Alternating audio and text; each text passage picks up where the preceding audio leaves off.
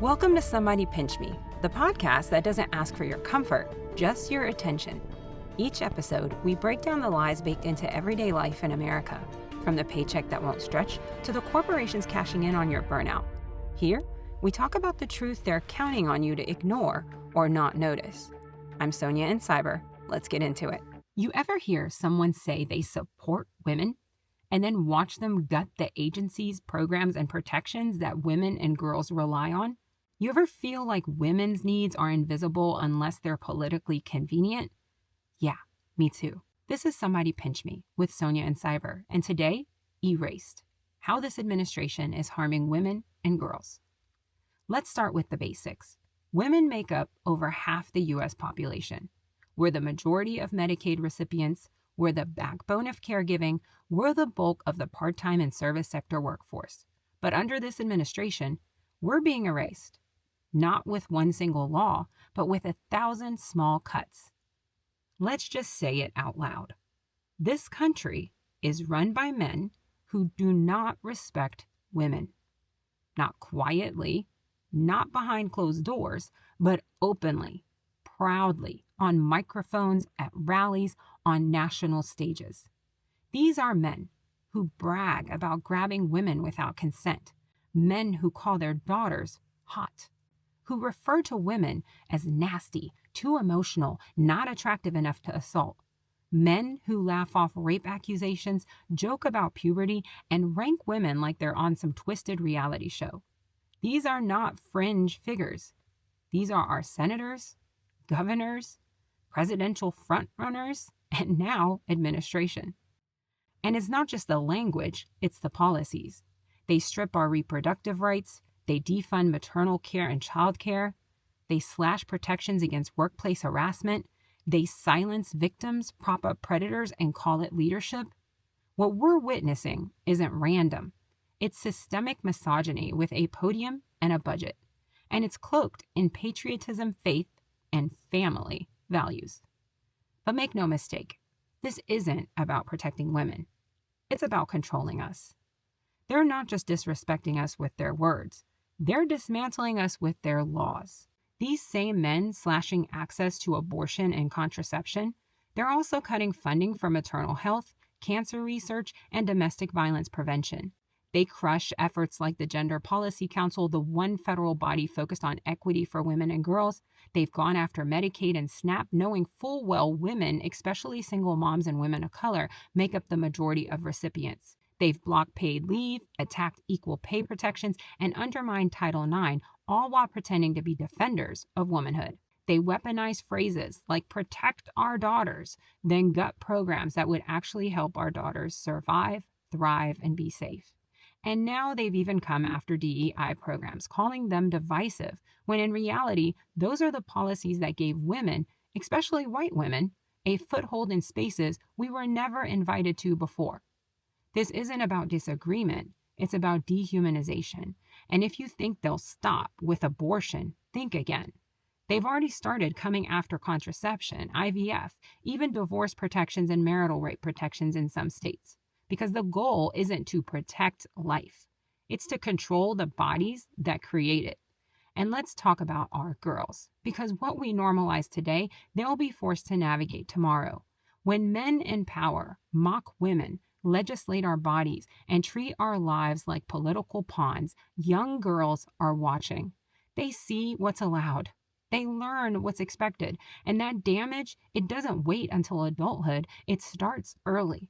It starts when a girl learns her school won't teach her real sex education, but will punish her for what she wears.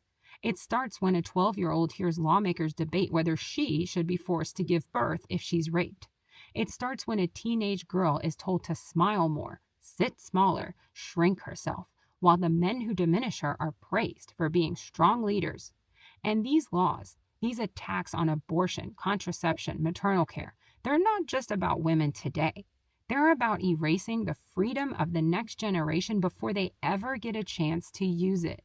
Because when you control a girl's access to knowledge, when you police her body, her autonomy, her future, you don't just limit her choices, you limit who she believes she's allowed to become. This is how the trauma trickles down. This is how the silencing begins, and this is exactly what we have to stop right now. Let's dive a little deeper into a few of these topics. To start, workplace protections. In the first weeks in office, Trump fired the first female board member and female general counsel of the National Labor Relations Board, rendering it powerless to do anything despite the critical role it plays in union representation for women that ensures higher wages and access to benefits. Crushed the EEOC by removing 2 female commissioners and the female general counsel, also rendering it powerless despite its critical role in recovering wages for those discriminated against based on gender, age, and religion, many being women, often in multiple categories. What does that mean? Women, especially women of color, have fewer avenues to fight wage theft, harassment, or retaliation, and that's by design. Next up, reproductive health. This administration has revoked executive orders protecting access to reproductive care, pushed gag rules that block funding, thrown out abortion, as mentioned already, attempted and then did dismantle the Gender Policy Council, which focused on healthcare, caregiving, and gender equity, the first of its kind established by the Biden administration. They say it's about life, but they cut Medicaid and SNAP too. More than 24 million women rely on Medicaid. More than half of the non-elderly SNAP recipients are women. So ask yourself, if it's about protecting life, why are they slashing the very programs that help people survive, that help women survive? Let's go deeper. The National Institute of Health. This administration cut funds to programs that disproportionately impact and help women, such as cancer research, endometriosis, menopause, long-term effects of pregnancy research too. And I'll give you a personal example of the critical role research plays in saving and protecting women. It's this exact kind of research that ensured my mom is still here today after being diagnosed with stage 4B ovarian cancer last year, the #1 gynecological-related killer of women, many of which having no symptoms. At this time, there is no early detection test for this deadly cancer, but research has been making progress towards improving treatment outcomes and possible future ways to detect it sooner. This cancer is not only aggressive and typically only found at late stages, it also has a very high recurrence rate. In my mom's case, it's 90 to 100% likely to return, with her being over 65. And now young girls are being diagnosed with it too. The youngest I've heard of was 13. The thought that all cancer research that could continue to save my mom, that 13-year-old, and anyone else fighting this ugly disease might not be available anymore just because is not only heartbreaking, but also cruel, because it doesn't have to be that way. And these aren't women's issues. These are life and death issues. But research, funding, clinical trials being quietly pushed off the table. Let's talk education. This administration has proposed elimination of funding for early learning and child nutrition programs, like cuts to Head Start, which helps nearly 1 million children, many living in foster care with disabilities or experiencing homelessness, attacks on Title IX and DEI efforts in schools. And while they demonize wokeness, they gut the very access to education and advancement many women rely on to get closer to closing the gender wage gap. And what about safety? I think this is the one that gets me the most. They've stoked fear around bathroom policies and protecting girls while doing nothing about domestic violence shelters, housing assistance, protections for survivors in the workplace or on campus, and guns. The #1 killer of pregnant women in the U.S. right now is homicide, and most often with guns. They weaponize femininity as a wedge issue, but when women are actually in danger, silence. And here's the cultural kicker. This is a president who ridicules girls playing with dolls as if softness is weakness and compassion is a joke, as if being a girl is comical and certainly less serious or significant than being a man, whose tariff war disproportionately harms low-income families and women, who talks tough on crime while cutting the very social services that keep women safe, like housing, mental health care, domestic violence support, trauma recovery, who slashes funding for maternal health and then dares to call himself pro-life, who undermines Title IX protections while pretending to defend girls' sports and aggressively slashing public school funding and banning DEI programs that help girls have a better chance to thrive in a world of men as they fight for a seat at the table or equal pay once they get there every single day. who mocks survivors, rolls back campus assault protections, and empowers abusers with silence. Deny, deny, deny. Who thinks banning abortion makes him moral, but banning assault rifles is going too far, and that celebrates and pardons J6ers while launching the military and National Guard on peaceful protesters. This is a president who weaponized the word woke to distract from his war on equity, who surrounds himself with men accused credibly of abuse while having a long history of inappropriate behaviors with women and underage girls himself, who spent years fanning the flames of misogyny, platforming hate, and idolizing strong men who treat women like property, who makes exceptions for billionaires and criminals but draws the line at women seeking autonomy. This isn't leadership. It's a rollback. It's a rejection of every hard-won gain in the last 50 years. None of this is accidental.